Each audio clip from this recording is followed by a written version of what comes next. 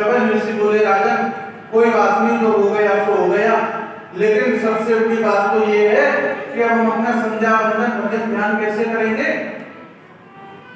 तो ऐसा कर, अपनी पुत्री को हमारे आश्रम में नहीं छोड़ दे, ये हमारी सेवा करेगी। महाराज जी कहीं श्राप न दे दें।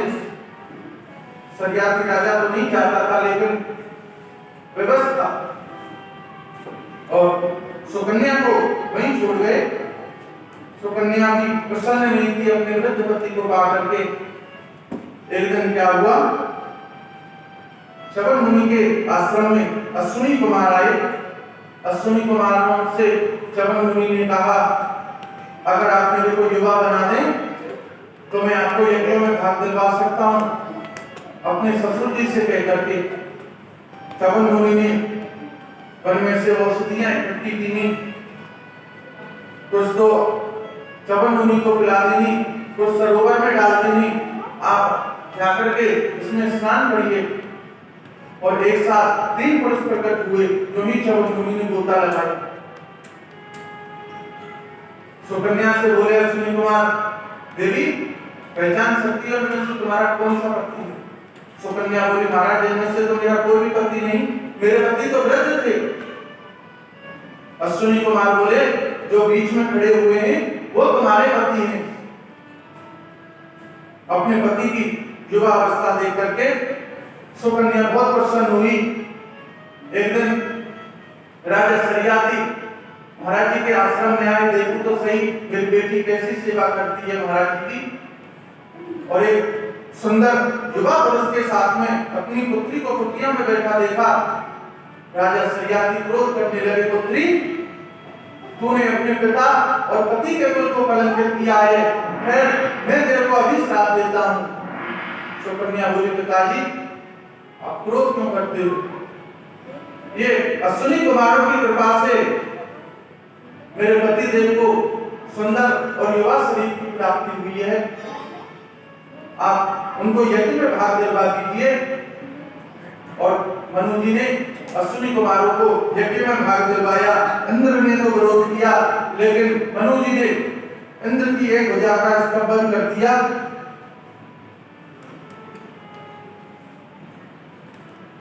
इन्हीं के वंश में आगे चल करके कुमुदनी हुए, रेवत हुए, इनके 100 पुत्र हुए। कुमुदनी सबसे ज्येष्ठ पुत्र थे। इनकी रेवती नाम की एक कन्या हुई। और एक दिन ब्रह्मा जी के पास में गए। ब्रह्मा जी से बोले कोई मेरी पुत्री के योग्य कोई सुयोग वर हो तो आप बता दीजिए। ब्रह्मा जी बोले तुमको 27 ऋतुयोग बीत चुके, उस समय का राजा इस पृथ्वी पर कोई नहीं है।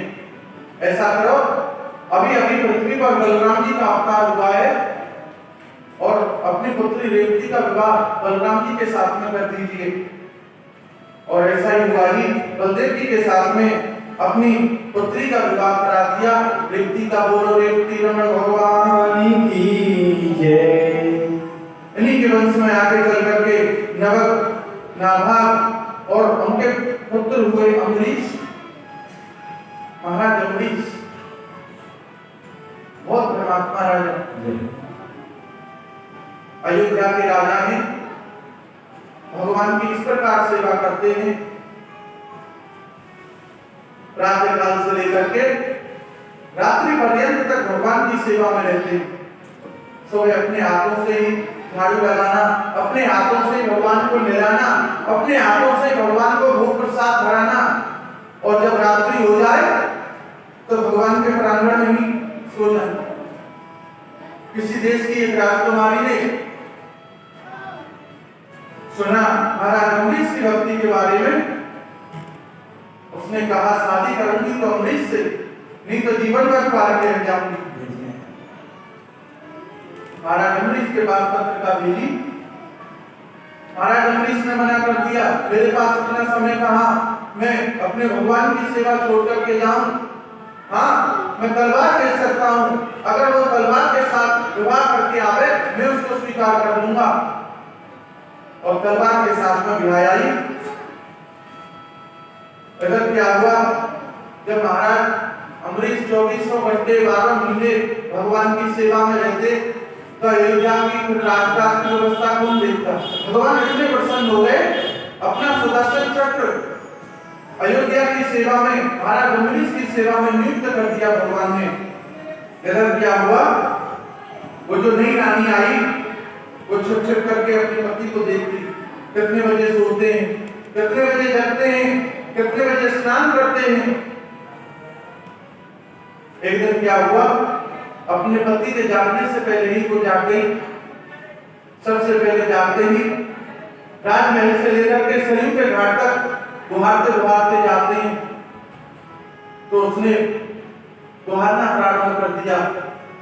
महाराज अम्बरीश अपने समय पर प्रातःकाल उठे, आज नगर को स्वच्छ देखा मार्ग को। महाराज अम्बरीश ने मंत्रियों से पूछा कि तुम किसने मार्ग स्वच्छ किया है। मंत्री बोले, महाराज बहुत दिन पहले जो नई रानी आई ना, आज उनको नगर से भाग जाते हुए देखा, उन्हीं के हाथ में सोहनी लग रही थी, उन्होंने ये मार्ग स्वच्छ किया है।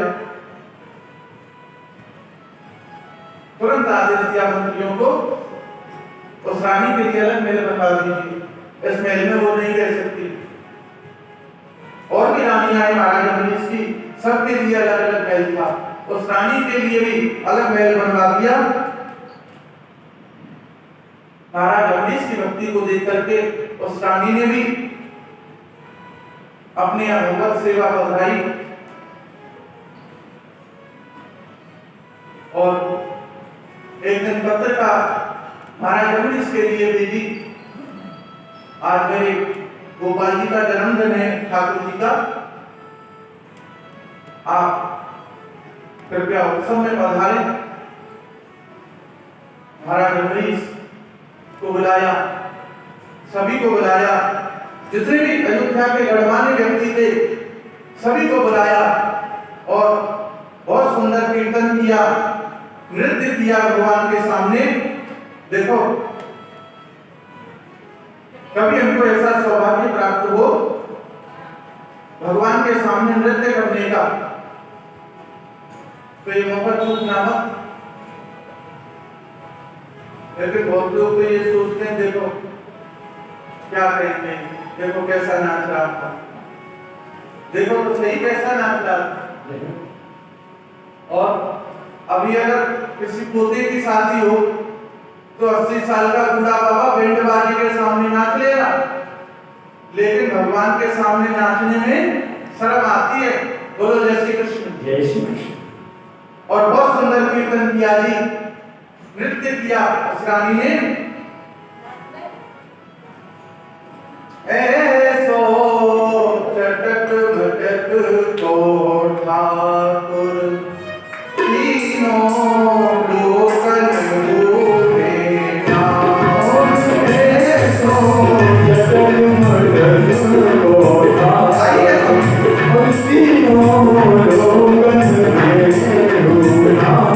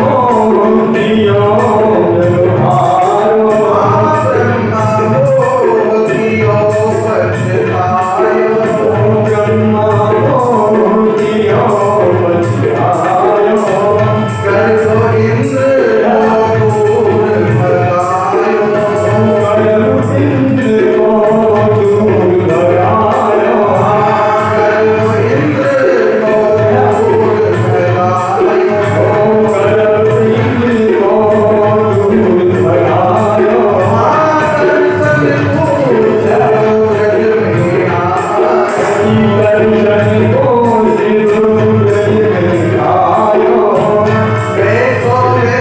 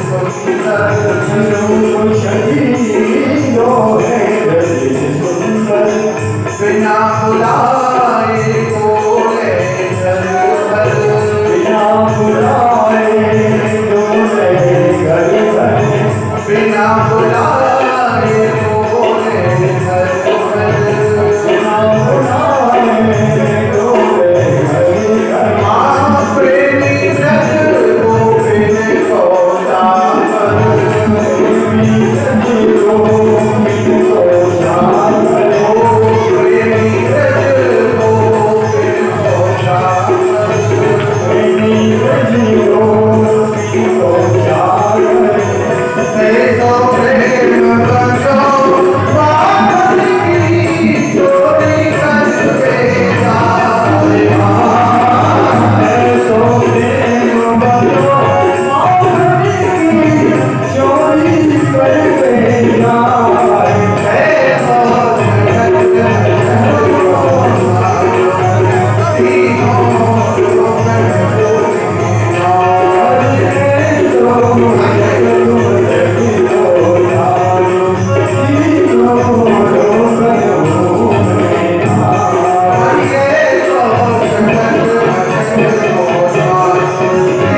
करके जाए ऐसो बहुत सुंदर नृत्य किया जी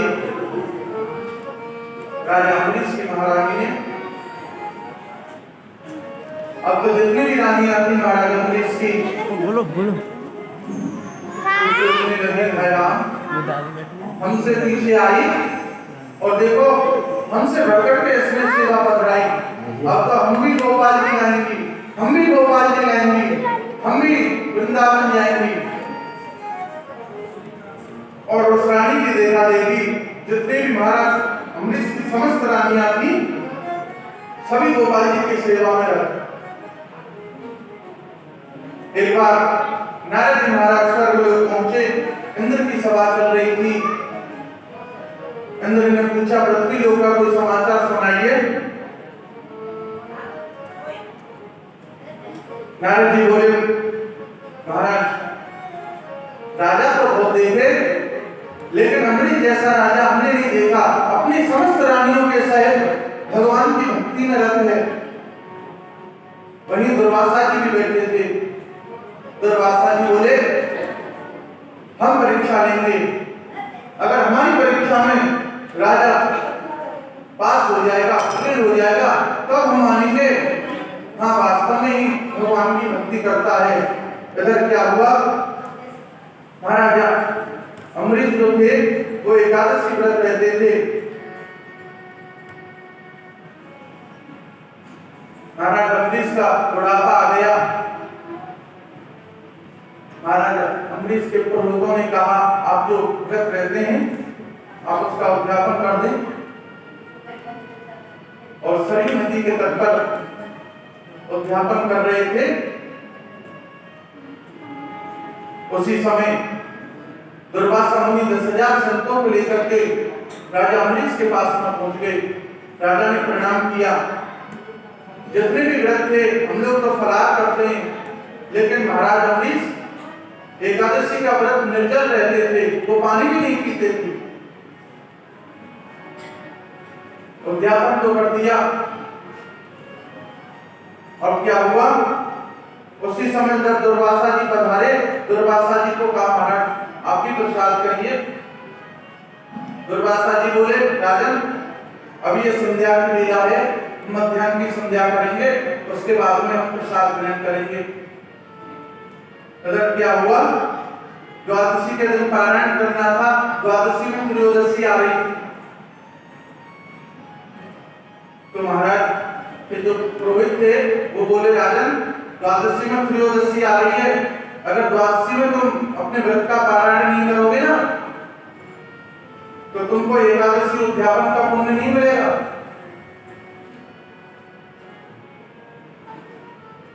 महाराज अम्बरीश बोले, मैं साधु ब्राह्मणों को निमंत्रण देकर के पहले कैसे भोजन कर सकता हूँ। राजपुरोहित बोले, वो तो महाराज बाद में आए थे, आपका जो निमित्त था वो तो पहले ही पूरा हो गया। आप ऐसा करिए, अन्न मत ग्रहण करिए, आप भगवान को तुलसी चरणामृत आप ग्रहण कर लीजिए और भगवान का प्रसाद तुलसी हाथ में ग्रहण किया, 3 घूंट पानी की, उड़द साबुत उड़द जितना बड़ा दाना होता है उतनी 3 घूंट जो हृदय तक जाए, पेट तक नहीं, और अंजलि में ले लिया। महाराज अम्बरीश ने ग्रहण किया। इधर दुर्वासा जी की आंखें खुली, ओ हमको तो ध्यान में बहुत समय व्यतीत हो गया, राजा हमारी प्रतीक्षा कर रहा होगा। जैसे देखा महाराज अम्बरीश हाथ जोड़ करके बोले, आइए आइए महाराज। दुर्वासा जी ने देखा जिसने 3 दिन से पानी भी नहीं पिया, उसके मुख पर इतनी प्रसन्नता, तू भोंगी है, पाखंडी है। साधु ब्राह्मणों को निमंत्रण दे करके पहले खुद भोजन कर लेता है, खैर अभी हम तेरे को श्राप देते हैं। थर थर शरीर कांपने लगा दुर्वासा जी का। इधर क्या हुआ, राजा अम्बरीश की सुरक्षा में सुदर्शन चक्र रहते थे और सुदर्शन चक्र दुर्वासा जी के पीछे पड़ गए। दुर्वासा जी भागे, आगे आगे दुर्वासा जी, पीछे पीछे सुदर्शन चक्र, सब जगह गए, सब लोग गए, ब्रह्मलोक गए, सबने हाथ खड़े कर दिए, हम तुम्हारी कोई रक्षा नहीं कर सकते, रक्षा कर सकते हैं तो केवल भगवान विष्णु रक्षा कर सकते हैं। और क्षीर सागर में पहुंचे। महाराज देखिए आपका सुदर्शन चक्र मेरे को मारने को उद्यत है, आप रोकिए, मेरे प्राणों की रक्षा कीजिए। भगवान विष्णु बोले, अहम भक्त पराधीनम, मैं तो भक्तों के अधीन हूं। देवर्षि, जब मैंने अपना सुदर्शन चक्र राजा अम्बरीश की सेवा में नियुक्त कर रखा था, तो मैंने भी तो कुछ देखा होगा राजा के अंदर, तभी तो मैंने अपना सुदर्शन चक्र उसकी सेवा में दिया था। आपको क्या आवश्यकता पड़ी जो आप उसकी परीक्षा लेने के लिए वहां पहुंच गई? अब मैं कुछ नहीं कर सकता हूं। अगर राजा अम्बरीश ही चाहेगा तो वो ही तुमको बचा सकता है। और 1 वर्ष पर्यंत तक इस अवधि को 1 वर्ष लग गया। वही एकादशी आई और भागते भागते राजा अम्बरीश के पास पहुंचे। राजन, लेकिन राजा अम्बरीश हाथ जोड़ करके प्रसन्न मुद्रा में खड़े हैं। जैसे ही राजा के पास में गए, राजा अम्बरीश दुर्वासा जी के चरणों में गिर पड़े। दुर्वासा जी बोले, ठीक है राजन, वो तो ठीक है, पहले इसको रोक। और राजा अम्बरीश ने सुदर्शन चक्र की प्रार्थना की, तब जाकर के शांत हुए और दुर्वासा जी को प्रसाद कराया, 10,000 संतों को, ब्राह्मणों को प्रसाद कराया। तब जाकर के राजा का ये मनोरथ पूर्ण हुआ। इन्हीं के वंश में मानदाता हुए विख्यात। उस समय इनका जब जन्म हो रहा था तो मनु महाराज को छींक आ गई, इसलिए इनका नाम विख्यात पड़ा। इनके 100 पुत्र हुए। इन्हीं की वंश परंपरा में आगे चल करके जो विनाश हुए, जिनकी 100 रानियां, इनके कोई पुत्र नहीं था। एक दिन पुत्र यज्ञ कराया। राजा यज्ञ मंडप में सो जाते, रात्रि को प्यास लगी राजा को, अब कहीं भी पानी नहीं मिला।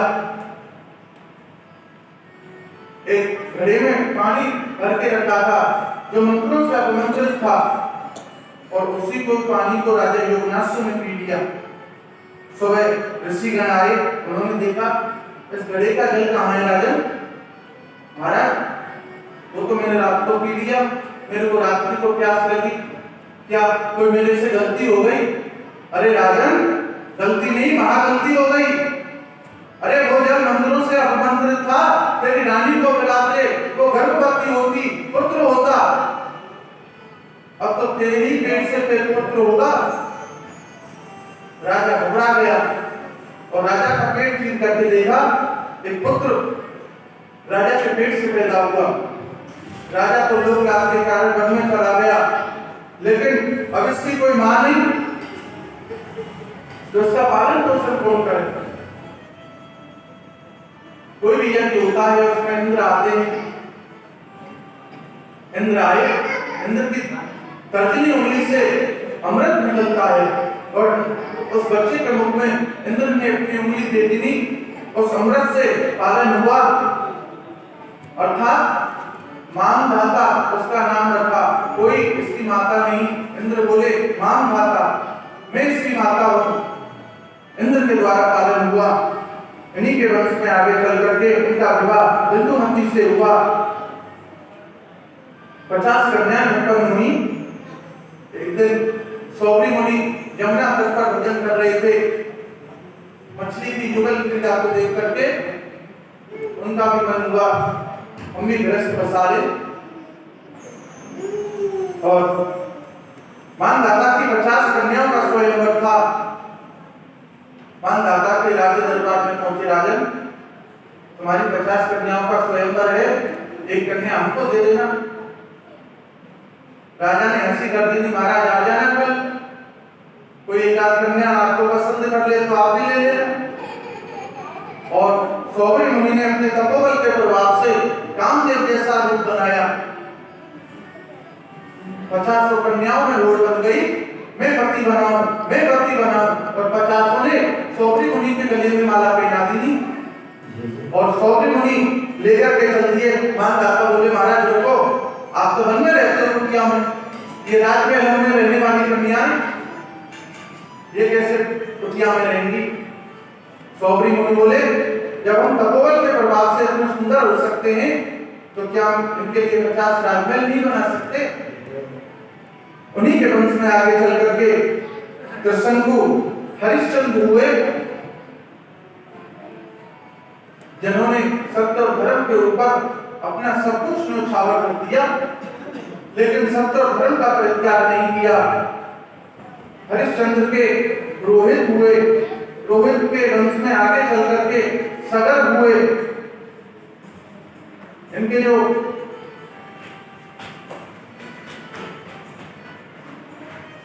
सबसे बड़ी रानी से पैदा हुए महाराज सगर, इनकी जो अन्य जो छोटी छोटी रानियां थी इनके पिताजी की, वो ईर्ष्या करने लगी और एक दिन क्या हुआ, बड़ी रानी को दूध में विष मिला करके पिला दिया, क्योंकि ये गर्भवती हो जाएगी, इसको पुत्र हो जाएगा, महाराज का प्रेम इससे हो जाएगा, उनसे ज्यादा हमको महाराज हमारा तिरस्कार कर देंगे। और क्या हुआ, वो गर्भवती जब जन्म हुआ तो वो विष माथे पर सिर पर रखा हुआ जन्म लिया। गर्भ के साथ में जिसका जन्म हुआ वो उसका नाम सगर रखा। महाराज सगर की 60,000 पुत्र अश्वमेध यज्ञ किए महाराज सगर ने, और इंद्र घोड़े को चुरा ले गए। खोजते खोजते 60,000 पुत्र गंगा सागर कपिल मुनि के यहाँ पहुंचे। इंद्र ने कपिल मुनि के आश्रम में घोड़ा बांध दिया और खुद स्वर्ग को इंद्र लोक को चले गए। 60,000 पुत्रों ने जब कहा देखो कैसा चोर बाबा बैठा है, कैसा ढोंगी बाबा, हमारे घोड़े को चुरा लाया। जब 60,000 पुत्र एक साथ आवाज की, कपिल मुनि की आंखें खुली, इतनी तीव्र ज्वाला निकली, 60,000 पुत्रों को भस्म कर दिया। महाराज सगर पहुंचे, कपिल मुनि से क्षमा मांगी। इनके महाराज उद्धार कैसे हो? कपिल देव जी बोले, अगर गंगा जी पृथ्वी पर आए और गंगा जल का स्पर्श इनकी भस्म से हो तब इनका उद्धार हो सकता है। सगर की जो दूसरी पत्नी थी केसनी, उनका पुत्र था असमंजस, उन्हीं का वंश आगे चला। असमंजस के पुत्र अंशुमान हुए, अंशुमान के पुत्र दिलीप हुए। महाराज दिलीप ने गौ साधु ब्राह्मणों की इतनी सेवा की नहीं, गाय की तो इतनी सेवा की नहीं, गाय खड़ी हो जाती तो खड़े हो जाते, गाय बैठती तो बैठते, गाय सोती तो सोते। इतनी घोर तपस्या की नहीं गंगा जी की, लेकिन वो भी प्रसन्न नहीं कर सके। और इन्हीं के वंश में महाराज भागीरथ का जन्म हुआ। भागीरथ ने तपस्या की, गंगा जी को तो प्रसन्न कर दिया। गंगा जी ने दर्शन दिया, बोले पुत्र चलने को तो तैयार हूं, लेकिन इतनी तीव्र वेग के साथ में आऊंगी, मैं धरती को पार कर पाताल में चली जाऊंगी। मेरा वेग कोई नहीं सहन कर सकता, ये पृथ्वी नहीं सहन कर पाएगी मेरा वेग। भागीरथ जी बोले, माता आप ही बताओ आपका वेग कौन सहन कर सकता है? बोले, अगर भगवान शंकर तुमको वचन दे दे तो मैं चलने के लिए तैयार हूं। और भगवान शंकर से वचन लिया, गंगा जी का आह्वान किया और शंकर जी की जटाओं में आकर के गंगा माता अवतरित हुई। बोलो गंगा मैया की जय। जटाओं में रमण करने लगी। भागीरथ बोले, महाराज दीजिए ना गंगा जी को, मेरे पूर्वजों की भस्मी वहां पड़ी हुई है। और शंकर जी ने एक लट निचोड़ करके दे दी, यही एक ही लट है। गंगा जी बोली, भागीरथ तू आगे आगे चल, मैं पीछे पीछे चलती हूँ। और भागीरथ का रथ आगे आगे, गंगा जी पीछे पीछे। जब सगर के 60,000 पुत्रों की भस्मी पड़ी थी, वहां तक गए। जैसे ही भस्म का स्पर्श हुआ गंगा जल से, सब के सब विमान में बैठ करके वैकुंठ के लिए चले गए। इन्हीं के वंश में आगे चल करके खटवांग राजा हुए, जिन्होंने देवताओं का साथ दिया और दैत्यों को युद्ध हरा करके देवताओं के साथ में आनंद प्रदान किया। खटवांगम दीर्घबाहुश्च रघुस्पस्माकृतस्रवा अजस्ततो महाराज तस्मात् दशरथो भवत्। खटवांग के दीर्घबाहु के रघु के अज और अज के दशरथ हुए। और इन्हीं के यहाँ 4 पुत्र राम, लखन, भरत और शत्रुघ्न। कोई भी संतान नहीं थी महाराज दशरथ के। एक दिन क्या हुआ,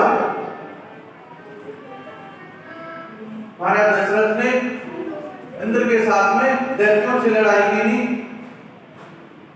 तो जब भी महाराज दशरथ इंद्र लोग जाते, इंद्र आधा सिंहासन महाराज दशरथ के लिए देते बैठने को। जब महाराज दशरथ एक बार स्वर्ग गए, सिंहासन पर बैठे, जब चलने को तैयार, तो देवताओं ने सिंहासन को एक दूसरे से धोने लगे। दशरथ जी बोले, भाई मेरे बैठने से क्या ये गंदा हो गया क्या? आप इसको इधर से क्यों धोते हो? बोले, महाराज क्षमा करना, आपके कोई पुत्र नहीं है ना, इसीलिए। एक बार भूपत मन माही, करहु विचार मोरे सुख नाही।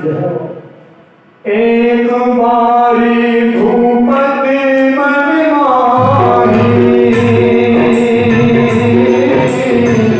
वही विचारे मोरे सुख नाही। सिया राम सिया राम सिया राम।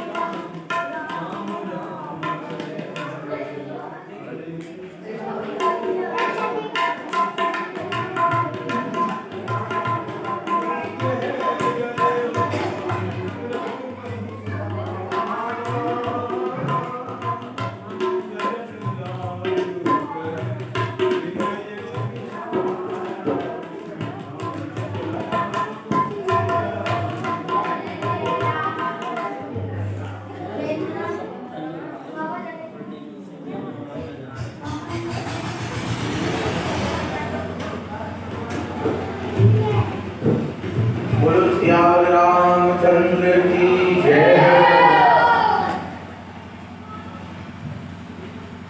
कोई भी संतान नहीं थी, वशिष्ठ जी से जाकर के कहा आप उत्कृष्ट यज्ञ लेकर आ दे। ज्ञाता समय वशिष्ठ जी ने उत्कृष्ट यज्ञ कराया। भगवान यज्ञदेव अग्निदेव हाथ में चरु लेकर के खीर लेकर के प्रकट हुए। 3 रानियां थी, कौशल्या, कैकेयी और सुमित्रा, और तीनों को आधा आधा भाग तीनों को दे दिया। लेकिन जो सुमित्रा जी का भाग था उसको क्या हुआ, एक कौवा अपनी चोंच में दबा करके ले उड़ा। लेकिन तीनों रानियों ने कितना किया, थोड़ा थोड़ा भाग और दे दिया, उभय भाग आधे कर ले। तब ही राय प्रिय नारी बुलाई, कौशल्या कहाँ चल आए, अरद भाग कौशल्या दीना, उड़े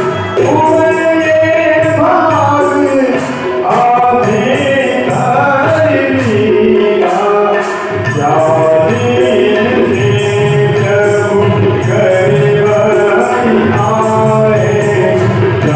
जालिम से प्रभु गरीब आए, सकले लोग सुख संभाग छाए।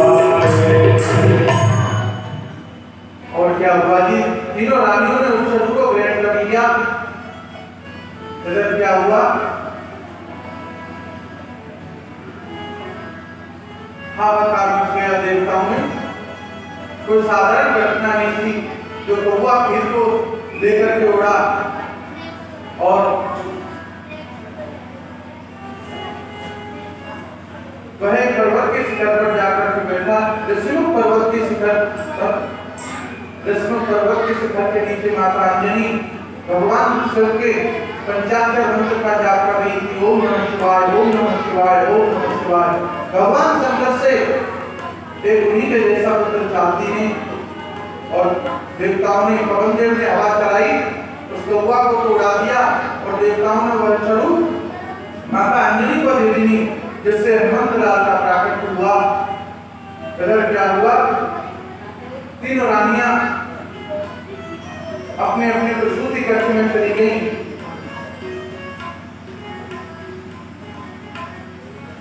और जब 9वां मास आया,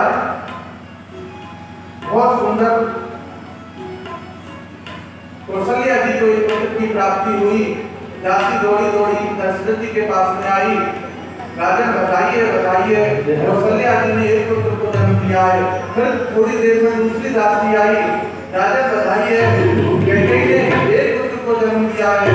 फिर थोड़ी देर में तीसरी दासी दौड़ी दौड़ी आई, बोले राजन बताइए, सुमित्रा जी ने 2